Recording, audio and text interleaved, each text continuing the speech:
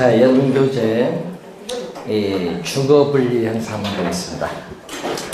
자, 이 도시 안에서 저소득층 주거지와 고소득층 주거지가 서로 분리되는 현상을 말하죠. 그렇기 때문에 이 도시의 역사적인 발달과 밀접한 관련을 많이 가지고 있습니다. 그래서 주거 분리 형상은 도시 전체적인 측면에서뿐만 아니라 지리적으로 가까운 도시 바뀌겠죠? 근린 지역에서도 발생하는 형상이다 이런 얘기고, 그래서 정의 외부 효과로 인해서 발생하는 편의, 이익은 추구를 하려고 하고, 또 마이너스, 부의 외부 효과로 인해서 발생하는 피해는 피하려는 동기에서 나타나는 형상이 주거 분리 형상입니다. 자, 그러면 외부 효과는 우리 많이 배우셨으니까, 외부 효과는 부동산 가치를 상승 또는 하락시키는데, 그러면 저소득층 주거지역, 저소득층 주거지역을 뭐라고 하죠? 저급 주택지역인데, 이 저급 주택지역은 주거 환경이 안 좋죠. 예? 그렇기 때문에 여기는 뭐가 나타나죠? 마이너스, 부의 외부 효과가 우리 발생을 하고 있습니다. 부의 외부 효과가 발생을 하고 있는데, 자, 그러면 여기서 이 보수 또는 수선이죠. 자, 보수 또는 수선 비용이 우리가 보수 후에 또는 수선 후에 우리가 주택 가치 상승분을 서로 비교했더니 어디가 더 커요? 부의 외부 효과로 해서 보수 후에 가치 상승분 거의 없고 보수 비용이 많이 들어요. 많이 들기 때문에 비용을 투입을 해서 보수를 하려고 하지 않을 것이다. 그럼 보수를 하지 않으면은 이 저급 주택 지역은 계속 뭘로 남는다? 저급 주택 지역으로 남는 경향이 있어요. 또 고소득층이 거주하는 우리가 고급 주택지역은 주거 환경이 우리가 양호하기 때문에 부동산 가치를 상승시키는 정의 외부 효과가 발생을 하고 있습니다. 자, 그러면 이 지역에서 노후화가 됐을 경우에 또 보수를 하는데, 이 보수 비용과 또 보수 후에 가치 상승분을 비교했더니 여기는 보수 비용보다 정의 외부 효과로 인한 게 커서 보수 후에 가치 상승분이 크기 때문에 비용을 투입을 해서 뭐 한다? 보수를 하겠지. 자, 보수를 하게 되면은 고급 주택지역은 계속 뭘로 남는다? 고급 주택지역. 이렇게 저급 주택지역은 계속 저급 주택지역으로 남고, 고급 주택지역은 또 계속 고급 주택지역으로 남는 경향이 나타나기 때문에 도시 내에서 저급 주택지역과 고급 주택지역이 서로 분리되는 주거 분리 현상이 흔히 우리가 발생합니다. 자, 이 경우는 시험 문제 잘 안 내요. 왜? 너무 쉽잖아요. 그럼 시험 문제는 이제 요 밑에 있는 부분에 있어 이제 주의해야겠지.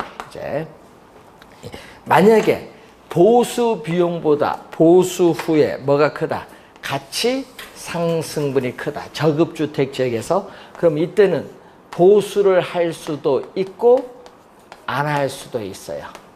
자, 여러분이 그래서 저급 주택 지역에서 보수 비용보다 보수 후에 가치 상승분이 크다고 해서 반드시 보수가 이루어지는 것은 아니다. 그 질문 또 많이 내잖아. 그럼 왜 그러냐면, 보수가 우리가 하게 되면 뭐죠? 여러분, 저급 주택을 보수, 수선을 하게 되면 무슨 효과? 상향이죠, 상향. 저급 주택을 수선, 보수를 하게 되면은 상향 여과를 통해서 저급 주택 지역은 뭘로? 고급 주택 지역으로 변할 수도 있다. 그런데 보수를 못하면 계속 이 지역은 뭘로 남는다? 저급 주택 지역으로 남죠. 그럼 보수 못하는 이유는 저급 주택 지역에 살고 있는 주민들의 소득이 낮기 때문, 저소득 때문에 보수를 하고 싶어도 못한다. 자, 그러면 고급 주택 지역에서는 어떻게 돼요? 자, 여러분 저소득층 가구는 고급 주택 지역 가까이 위치하여 입지하기를 선호합니다. 왜? 정의 외부 효과를 누리기 위해서. 자, 그런데 문제는 이때 보수 후의 가치 상승부보다 보수 비용이 크면요, 고소득층 가구는 보수를 하지 않아요. 그래서 주거 환경이 좋은 다른 지역으로 이사를 가버려, 팔고. 그럼 그 주택은 팔고 가기 때문에 그 주택은 저소득층 가구가 받아요. 그럼 저소득층 가구, 고소득층이 노후화된 주택을 저소득층이 받는 걸 뭐라고 해? 하향여가죠. 그래서 여러분 상향이 아니라 19회 시험은 상향으로 출제했거든. 상향이 아니라 하향이죠. 하향. 이 하향 여가인데 어떤 지역에 이렇게 새로운 요소가 들어오는 것, 개입을 하는 것을 침입이에요. 이 하향 여가에 따르는 침입이 나타나요. 그럼 점점 이 지역은 고급 주택 지역은 뭐죠? 다른 형태의 토지 이용 주체인 저급 주택 지역으로 이렇게 바뀌는데, 이 형상, 새로운 인재의 침입으로 새로운 이용 주체로 바뀌는 이 형상을 우리는 천이 또는 계승이죠. 그래서 주거 입지의 변화는 침입과 천이의 용어가 사용되고 있다라는 거. 자, 그리고 이 고급 주택 지역 경계에 인접한 저급 주택은 정의 외부 효과를 누리고 있기 때문에 정상적인 저급 주택 가격보다 비싸게 거래가 이루어져요. 뭐가 붙은다? 프리미엄, 할증료, 프리미엄이 붙어서 거래가 이루어지고, 또 저급 주택의 지역에 인접한 또 뭐죠? 고급 주택은 부의 외부 효과로 인해서 고급 주택 건축 비용에도 가격을 미치지 못해. 그러니까 뭐가 된다? 여기는 할인, 디스카운트. 할인이 되어서 이루어져요. 자, 이 관련된 내용에서 시험 문제를 또 자주 또 출제를 합니다. 올해 좀 중요하니까 한번 확인해 보시기 바랍니다. 자, 83페이지 가시면은 분양가 상한제. 자, 아까 우리 뭐를 배우셨죠? 최고, 가격제 배웠죠. 자, 가격 통제 중 우리가 최고 가격제 일종인 뭐다? 분양가 규제 또는 분양가 상한제죠. 자, 분양가 상한제도 개념이 있죠. 개념은 또 어떻게 돼? 건설 업체로 하여금 어떻게 돼? 일정 수준 이상의 가격을 받는 것을 법으로 뭐다? 금지시키는 제도예요. 그래서 목적은 주택 가격이 급등하고 있기 때문에 주택 가격을 안정시킬 목적으로 실시하고, 또 하나는 무주택자의 신규 분양주택을 구입을 하는 가격을 뭐 해줘서 부담을 낮춰줄 목적으로 분양가 상한제를 실시하는 목적이 있습니다. 분양가 상한제의 목적이죠. 자, 그러면은 그 분양가 상한제에 있어서 이런 게 나오죠. 수요, 공급이 또 주어지죠. 그럼 수요, 공급에 의해서 결정되는 요 가격이 바로 무슨 가격? 균형. 수요, 공급이 교차하는 점에서 시장에서의 균형 가격, 시장 가격이 형성되는데, 문제는 이때 우리는 균형 가격이 너무 높다. 너무 높으니까 이 가격보다 뭐한 수준에서, 낮은 수준에서 규제를 하죠. 자, 이 규제 가격이 분양 가격의 상한선이죠. 그래서 이 가격이 무슨 가격? 상한. 분양 가격의 상한선, 상한 가격이고, 또 법이 허용하는 범위 내에서 받을 수 있는 최고의 분양 가격이다. 또 무슨 가격? 최고 가격이다. 자, 우선은 저 가격이 아니고 또 뭐다? 하한. 여러분 20회 시험 요게 또 하한이 아니죠. 상한 가격. 주의 좀 해두시고 요만큼 아파트를 분양을 받으면은 이 가격 차이만큼 뭐를 얻을 수 있다? 시세 차익, 전매 차익을 누릴 수 있기 때문에 아파트를 분양받고자 하는 사람들의 수요량은 뭐 한다? 증가를 하는데 단기에는 공급은 변화가 없어요. 단기에는 공급이 없는데 장기로 가면 갈수록 이 가격 차이만큼 건설업체는 손해를 봐요. 그러면 점점 수익성이 악화, 건설업체의 수익성이 악화되기 때문에 장기로 가면 어떻게 돼? 단기는 공급은 변화가 없는데 장기로 가면은 신규 우리가 분양하는 주택에 있어서의 어떻게 돼요? 공급량은 어떻게 돼? 감소하지. 공급량이 줄어들어요. 자, 공급량이 점점 줄어들고 수요량은 많아지다 보니까 기존 주택 가격, 공급량은 줄어들고 수요량은 많아지다 보니까 기존 주택 가격은 오히려 장기로 가면 상승할 수도 있어요. 그래서 공급량은 이 정도밖에 안 되는데 사회에서 필요한 양은 이만큼이다 보니까 또 장기로 가면은 이만큼의 또 뭐가 발생하죠? 초과 수요가 발생하죠. 이 초과 수요가 결국은 아파트에 대한 뭐를 유발한다? 투기적 수요를 유발하면서 또 장기적으로는 또 우리는 암 시장이 형성이 된다. 암 시장. 그래서 여러분이 암 시장에서 형성이 되면은 이 공급량 수준에서 수요 곡선과 만나는 점, 이 점까지 기꺼이 지불할 용의가 있는데 암 시장에서 형성되는 가장 높은 가격인데 시장의 균형 가격보다 높아서 장기로 가면 또 부작용이 나타나요. 그래서 장기에는 암시장 가격, 규제 가격, 또 분양 가격에 대한 이중 가격이 또 형성이 되는데 또 이게 문제죠. 여러분 규제 가격에 아파트를 분양받았는데 문제는 암시장에서 이게 너무 높았다. 그러면 이게 뭐를 붙었다는 얘기예요? 피가 붙었다는 얘기죠. 프리미엄.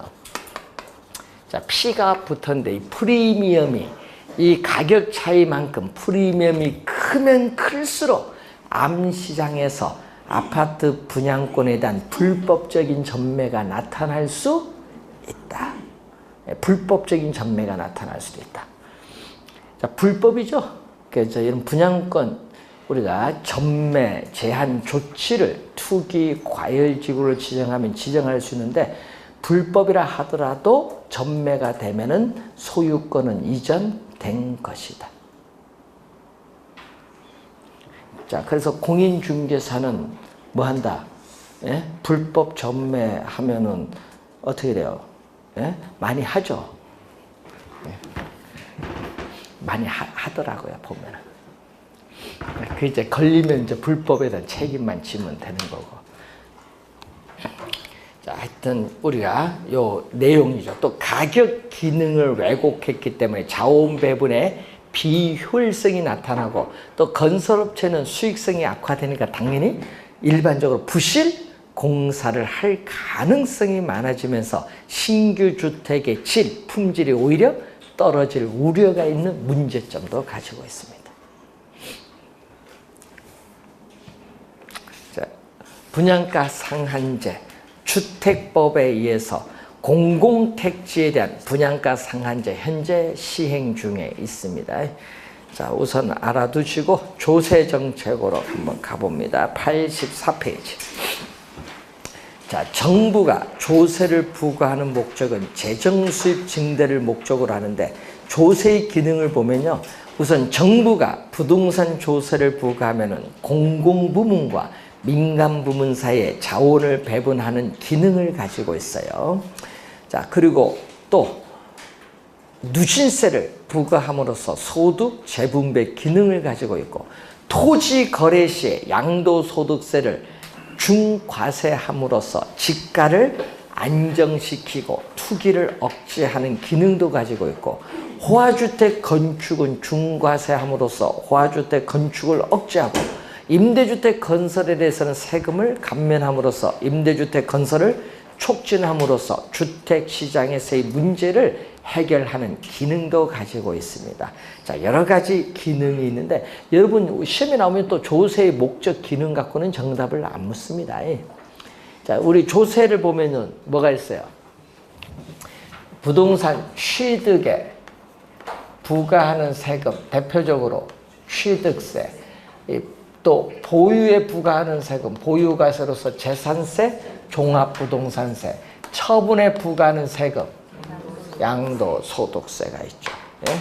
자, 어디 세금 부과되는가 이걸 좀 잘 봐두는데, 자, 그러면 여러분이 우리 부동산 관련해서 여러분이 생각을 많이 이제 하는데, 여러분 공인중개사 자격증 따면요, 여러분이 진짜 세금 공부 많이 해야 돼요. 그러니까 바뀔 때마다 잘 연구하고 사례로 많이 해야 돼. 예? 예? 저희들 동료 교수 중에요, 정문영 교수가 있어요. 이제 한양대 강의도 하는데, 그게 이제 국세청인데, 우리나라 그 교재가 바이블이야. 변호사든 뭐든 다 그 교재 봐. 사례들 엄청 그거 하는데, 문제는 이제 그 지금 공무원 연수원 제주도 가서 지금 이제 몸에 앉아서 그쪽에서 이제 강의를 하고 있는데, 얘기 들어보면요, 진짜 이게 사례들이 너무 많은 거야. 그러니까 여러분 그런 사례를 어떻게 법 조문 해석하면서 그걸 해석을 잘 내야 돼요. 그래서 상담 잘 내면요, 손님이 끌어. 특히 뭐 잘 내줘야 돼? 상속세, 증여세. 이거 잘 내야 돼. 그리고 또 잘 내야 돼. 양도소득세. 이거 잘 해야 어떻게 돼요? 손님이 오게 돼 있어요. 그래서 여러분이 국세 중에 상속세, 증여세, 양도소득세, 종합부동산세는 국세야. 예? 그리고 지방세는 취득세, 등록, 면허세, 재산세는 지방세야. 요거 시험에 내도 틀릴 사람 많습니다. 예? 예? 우리 결혼 시험에 가끔 세금이 나오거든요. 예? 세금. 작년에 뭐 낸 줄 아세요? 국세이면서, 예? 보유과세이면서 누진세를 적용하는 세금, 종합부동산세, 작년 출제했어요. 뭐 답 5초도 안 걸리죠. 그래도 틀립니다. 왜 틀린 줄 아세요? 저희들은 개론 공부하는데 왜 세법이 나옵니까? 조세 나오죠, 지금 이렇게. 그건 여러분 다 세법에서 배웠다고 보고 출제하는 거예요. 자, 시험 문제는 또 이렇게 내요. 재산세의 과세 대상과 종합부동산세의 과세 대상은 동일하다. 지문에 떴어. OX. 틀렸지. 종합부동산세 내봐야 알겠지. 종합부동산세는 토지, 주택의 과세 대상이에요. 재산세는 토지, 건축물, 주택, 선박, 항공기의 과세 대상이 다릅니다. 예? 그런 것이 이제 개론 시험에 툭툭 출제가 돼요. 또 부동산 취득, 보유, 처분에 모두 부과되는 세금. 딱 또 넣으면 또 이게 또 고민되는 거예요. 부가가치세, 예? 노노천 특별세. 그런 거 이제 시험에 나오면 어떤 건지 이제 이걸 좀 확인해 두셔야 돼요.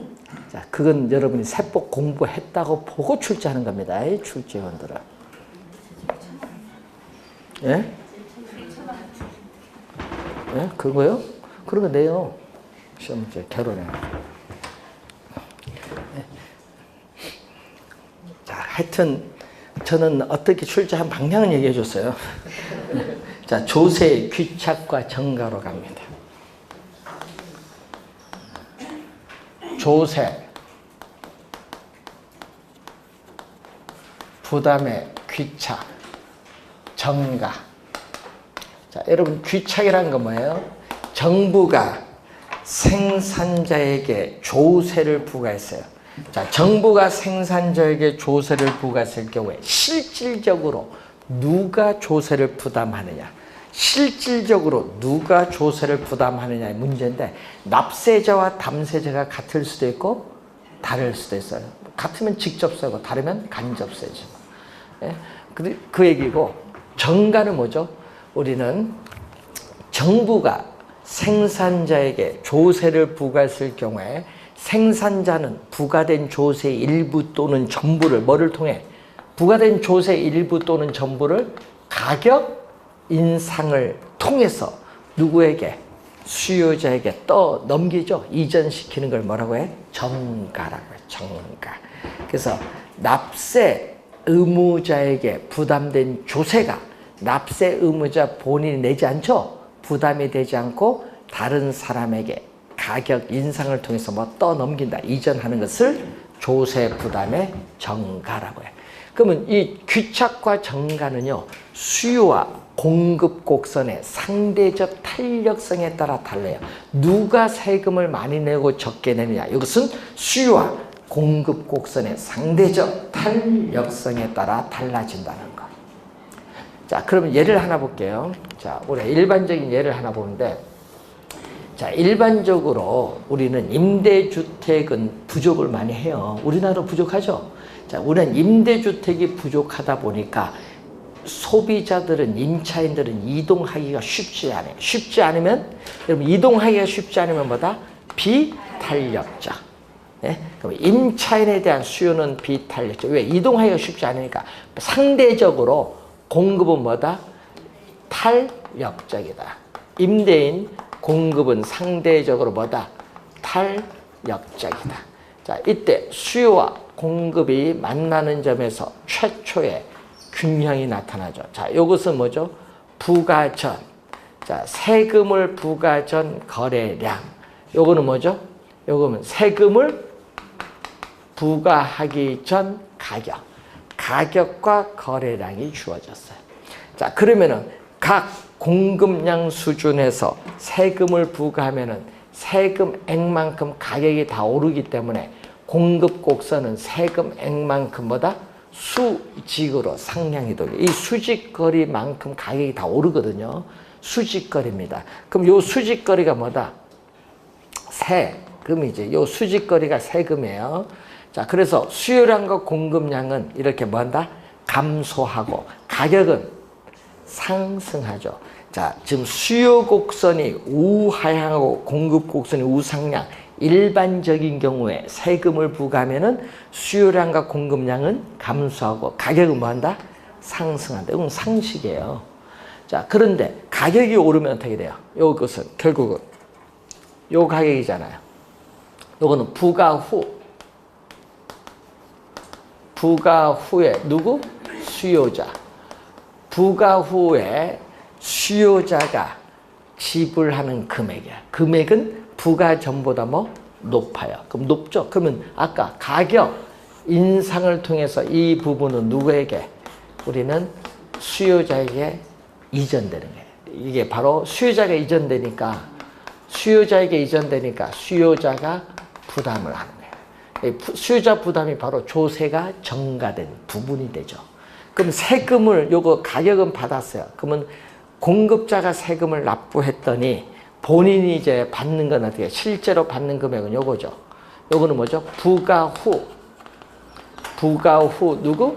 공급자가 받는 금액입니다. 부과 전에는 요걸 받았는데 부과 후에는 요거 받으니까 요 금액은 누가 부담하는 거예요? 그럼 요 부분은 누구 부분은 공급자가 부담한다.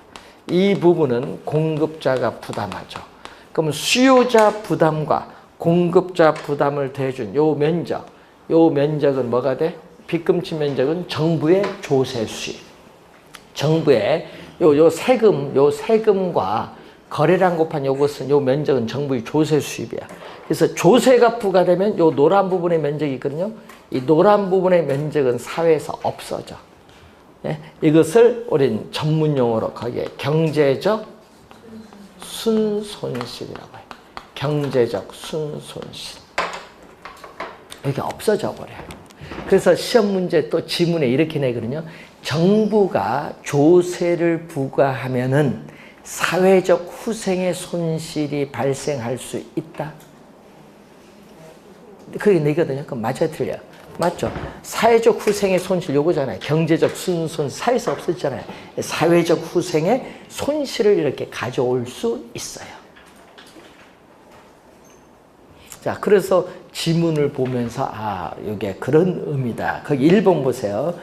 자, 그림 밑에 수요가 탄력적 공급인데 공급이 요거일까요? 지금 공급이 뭐다? 탄력적일 때는 공급자가 세금을 적게 부담하고 반대로 수요가 비탄력적일 때는 수요자가 세금을 많이 부담하죠. 이거예요. 그래서 여러분 암기한 게 있잖아요. 탄력적일수록 유리하다. 이거는 꼭 암기하고 다니면 돼요. 수요가 탄력적이면 수요자가 세금 부담을 적게 하기 때문에 유리하고 공급이 탄력적이면 공급자가 세금 부담을 적게 하기 때문에 유리하다. 지문 자주 나와요. 그 1번 지문 있죠? 잘 나와도 2번은 아까 얘기했죠. 조세의 규칙과 정가는 수요와 공급 곡선이 뭐에 달려있다? 상대적 탄력성에 달려있다. 자, 3번은 예외. 자, 지금 이렇게 수요자, 공급자 둘 다 부담하는 것은 일반적인 경우. 예외는 뭐다? 거기에 수직선, 수평선이 예외. 그 중에서 시험은 요게 단골, 왼쪽. 요게 시험에 많이 나오죠. 28회 2년 전에 정답 지문. 2년 전에 뭐가 나오죠? 완전 비탄력적.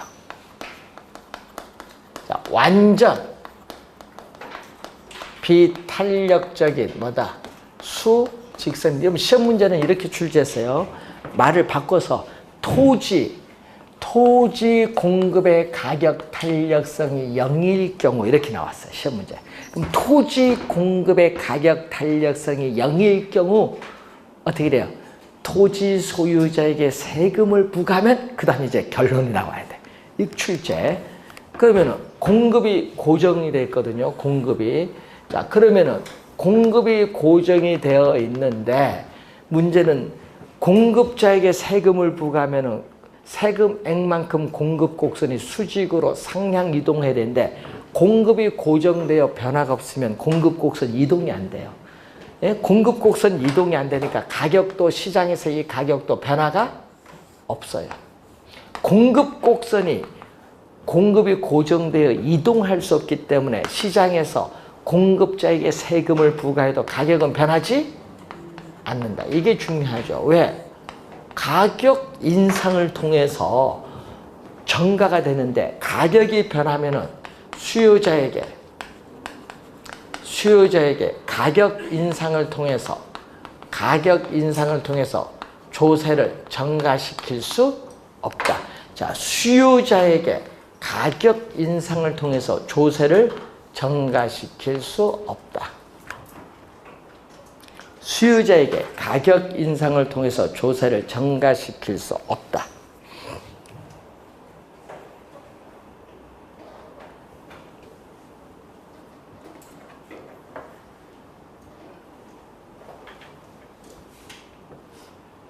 자, 조세를 전가시킬 수 없기 때문에 누가 다 내야 돼? 공급자. 공급자가 누구? 토지 소유자. 공급자. 시험 문제는 이게 중요하죠. 공급자. 그럼 공급자로 출제하는 것이 아니라 출제는 토지 소유자로 출제하겠지. 공급자가 조세를 전액 부담.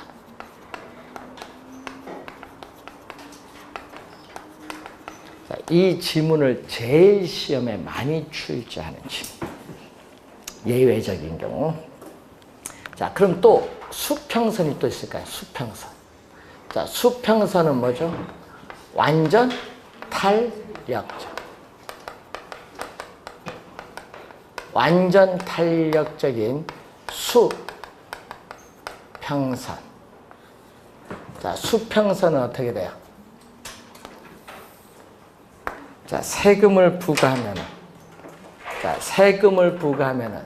세금액만큼 공급 곡선이 수직으로 상향 이동하는데 새로운 균형점에서 가격은 최초 비교니까 가격은 또 변하지 않죠. 수평선일 때는 가격이 또 변하지 않아요. 변하지 않기 때문에 또 수요자에게 가격 인상을 통해서 조세를 전가시키지 못하니까 누가 다 내야 돼? 공급자가 조세를 전액 부담하는 경우. 이렇게 수직선, 수평선이 나오면 두 사람 중 어느 한 사람만 부담하는 예외적인 경우. 자, 여러분 시험에는 말로 나오죠? 그림이 나오는 것이 아니라. 자, 우선 또 2번은 수요 곡선이 뭐다? 완전 비탄력적이다. 자, 완전 비탄력적일 땐 또 어떤 현상이 벌어지냐. 또 세금을 우리는 공급자에게 부과하면 또 공급 곡선이 수직으로 상향 이동하는데 이 수직거리죠. 이 수직거리가 세금인데 이 세금 전부가 이 수직거리 세금 전부가 가격 인상을 통해서 누구에게? 수요자에게 전가를 하죠. 그래서 이때는 누가? 수요자. 이때는 수요자가 조세를 전해.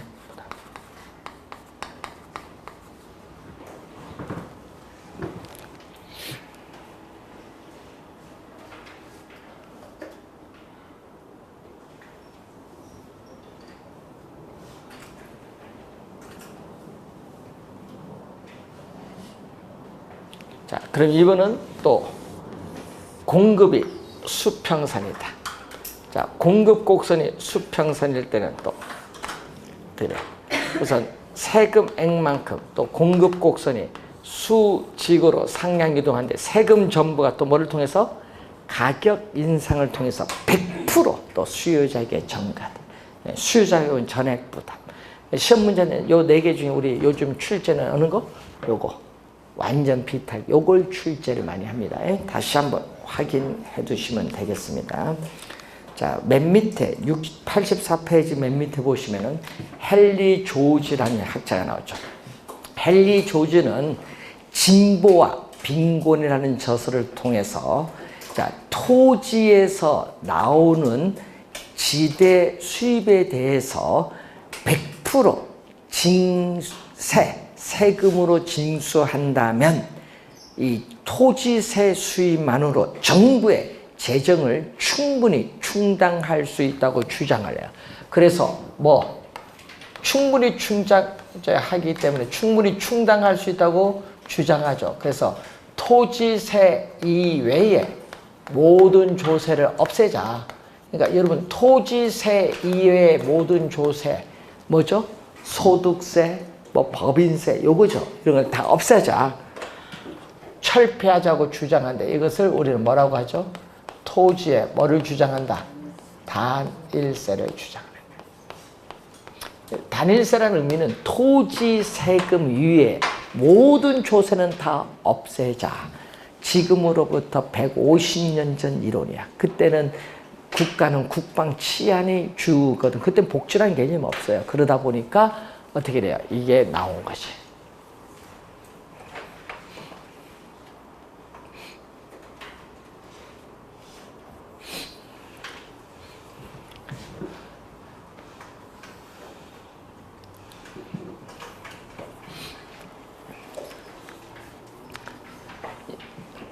캐나다는 세금이 얼마인 줄 아세요? 소득세요? 캐나다는 소득세 50%입니다. 여러분이 1억 벌면 5천만 원 내고요. 100만 원 벌면 50만 원 내야 돼. 면세 없어요. 우리나라 연봉 3천만 원이면 세금 면제? 우리나라 소득세 내 사람이 49%예요. 51%가 면세예요. 근데 3천만 원보다 1,500 내야 돼. 그 대신 뭐는 여러분이 모든 건강보험 이런 건 전부 다 무료야. 예? 그래서 미국에서 뭐 한다?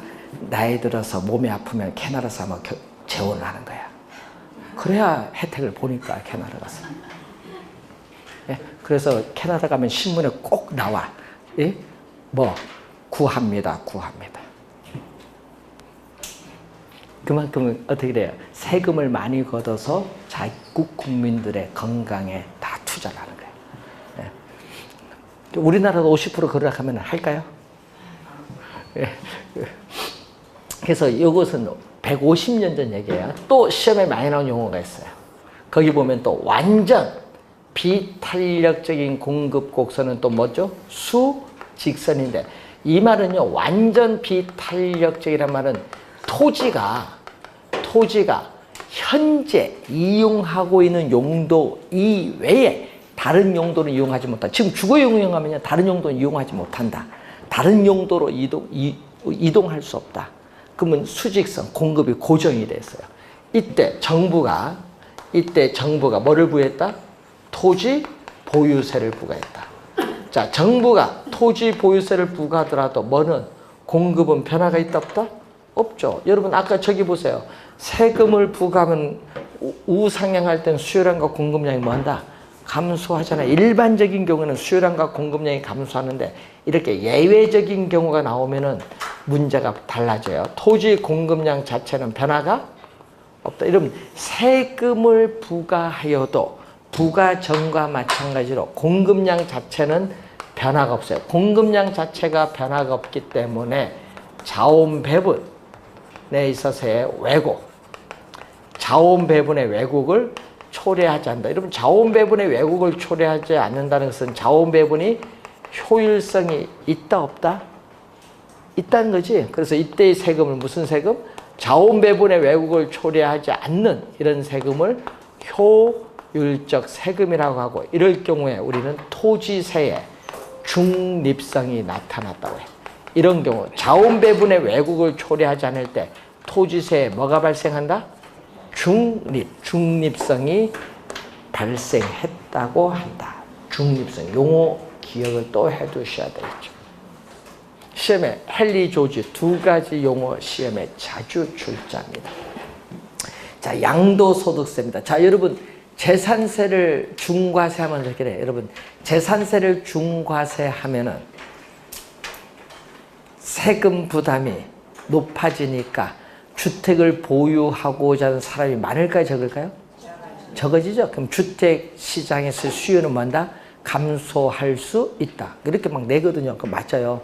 자, 그러면은 재산세는 중과세 하면은요, 여러분 주택 소유자에게 재산세를 중과세 하면은 주택 소유자는 임대료 인상을 통해서 장기적으로 임차인에게 어떻게 돼요? 조세를 전가시킬 수 있어요. 그럼 양도소득세도 전가가 가능해요.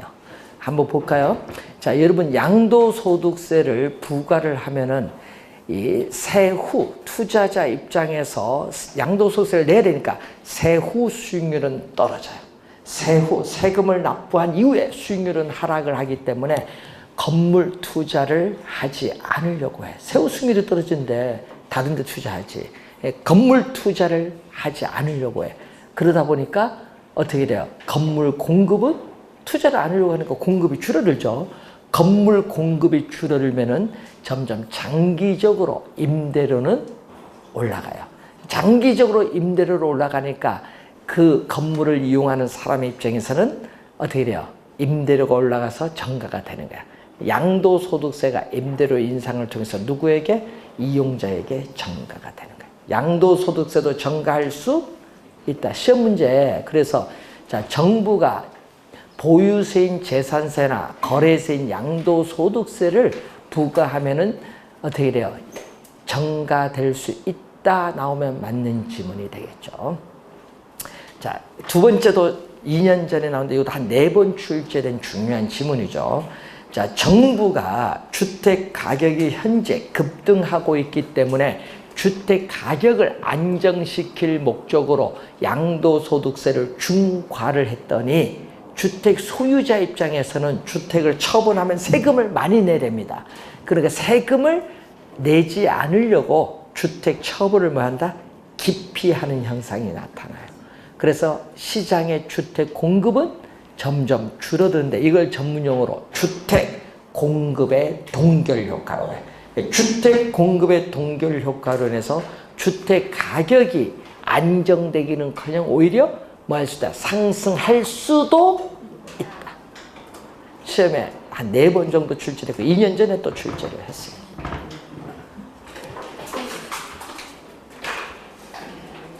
조세정책 한 문제 출제합니다. 여러분 세금은 또 매년 한 문제 나오는데 올해도 한 문제 또 출제가 예상이 됩니다. 여러분 작년에 부동산 정책은 문제가 다 쉽게 출제했어요. 작년에는.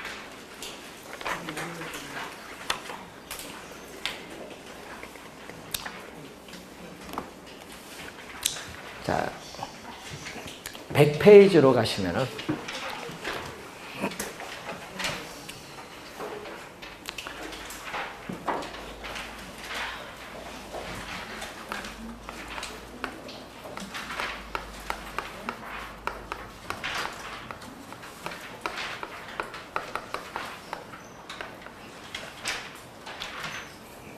자, 여러분, 토지는 3차원의 공간입니다. 그래서 이 부동산을 개발한다는 것은요, 3차원의 공간을 개발하는 거예요. 그래서 공간을 창조하는 행위가 부동산 개발이에요. 자, 그러면은 우리 배운 걸 이제 복습하면은 부동산 개발은 땅을 뭘로 이용해서 만드는 건데, 뭐 땅을 이용해서 건물을 만든다든지 하여튼 이용을 좀 해야 돼요. 그래서 부동산 개발의 개념을 보면은 우리 여러 학자들의 개념이 있는데, 뭐 여러분의 생활 공간, 작업 공간, 레저 공간, 쇼핑 공간 등을 제공해 주는 것을 목적으로 이 토지를 이 개량을 하는 활동인데, 그래서 토지에 여러분이 인간의 노동력, 자본, 또 기업가적인 능력이 결합을 하는 과정이 부동산 개발이다. 자, 토지, 노동, 자본, 기업가적인 능력이 결합을 하는 과정을 뭐라고 해요? 부동산 개발이라고 하는데, 그걸 누구 의견이냐 하면요, 월포드 의견이야. 월포드. 이 월포드라는 용어가 나오면은 하여튼 학자 이름이거든요. 그러니까 아까 토지에 노동, 자본, 기업가적인 능력이 결합을 하는 과정을 뭐라고 해요? 부동산 개발. 월포드 견해는 우리 시험 문제의 단골이다. 올해도 중요하다. 그래서 월포드는 우리가 두 번째 부동산 거기에 뭐가 나오죠? 개발 과정 순서가 나오고 있죠. 첫 번째가 뭐냐? 구상 아이디어 단계입니다. 어떠한 형태의 개발을 할 거냐? 네? 또 개발된 공간을 어디에 위치시킬 것인가? 여기 나오고, 두 번째는 예비적 타당성 분석 단계죠. 개발 사업을 한다고 예상할 경우에 개발 사업으로부터 미래에 예상되는 현금 수입과 현금 지출을 계략적으로 계산하는 거죠. 계략적으로 계산해서 사전에 미리 수익성을 뭐한다? 검토, 정밀하게 분석하는 것이 아닙니다. 계략적으로 계산해요. 그래서 수익성이 있으면 적정한 부지를 모세, 확보하는 단계죠. 부지 구입 단계고, 네 번째는 이제 정밀하게 분석하죠.